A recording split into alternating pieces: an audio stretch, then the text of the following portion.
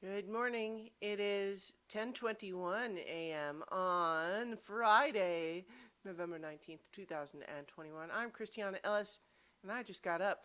This is 5 more minutes. So I let myself sleep in because I realized a little belatedly I hadn't really necessarily planned for a long time to take today off, but I was realizing doing my timesheet this week that I actually have quite a lot of PTO compared to my usual for this year. So, decided, hey, I didn't have, today was a convenient day to take off. So here I am. Here I am. Rock me like a hurricane.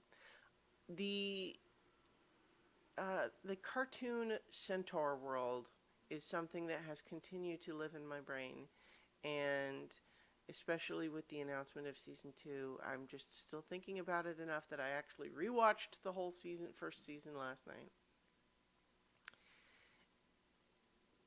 I feel like it's not perfect at achieving everything that it sets out to do, but what it sets out to do is unusual in a way that it's a little hard to, not so much that it's hard to describe as much as it's hard to compare to other things.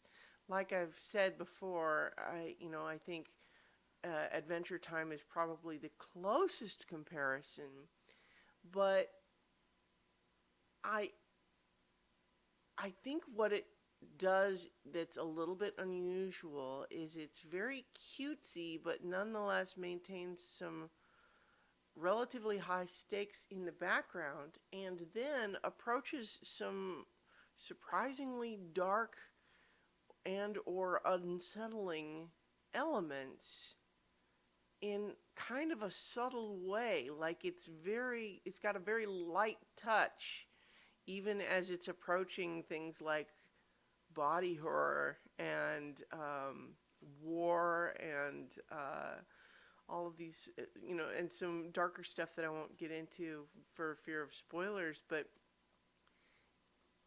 like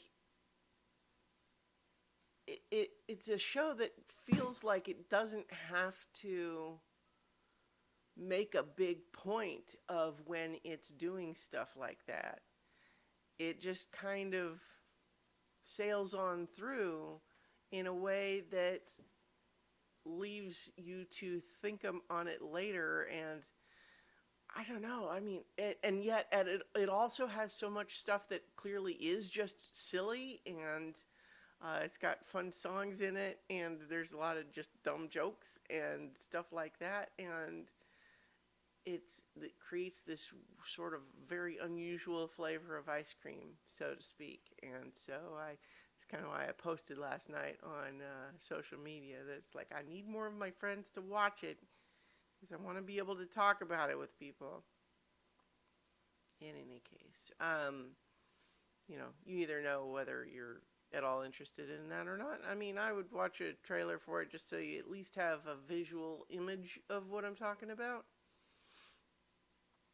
But I guess what I'm saying is that I like it a lot. If you like cartoons like Adventure Time and Steven Universe and Owl House, and cartoons that are willing to mix like some heavier emotional stakes right in with the really silly cartoony stuff, I think this is a good addition to that sort of roundup.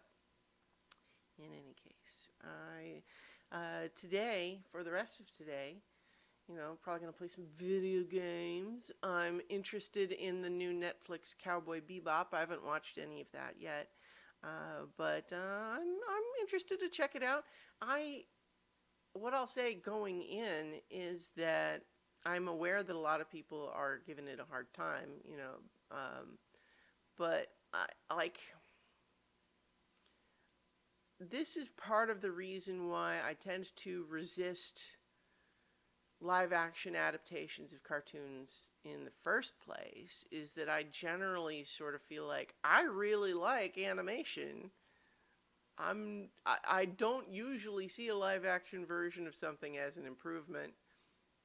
That said, I am also generally a fan of adaptations as a general concept, and I find it interesting what they choose to keep the same and what they choose to change. And so I'm definitely interested in watching it on that level.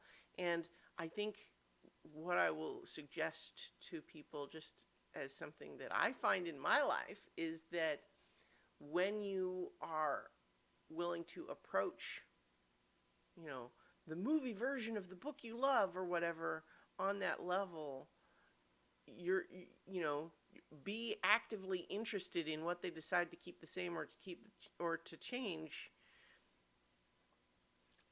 I suppose maybe for some that feels a little bit like you're keeping the story at arm's length, but in order to think about it critically in that way.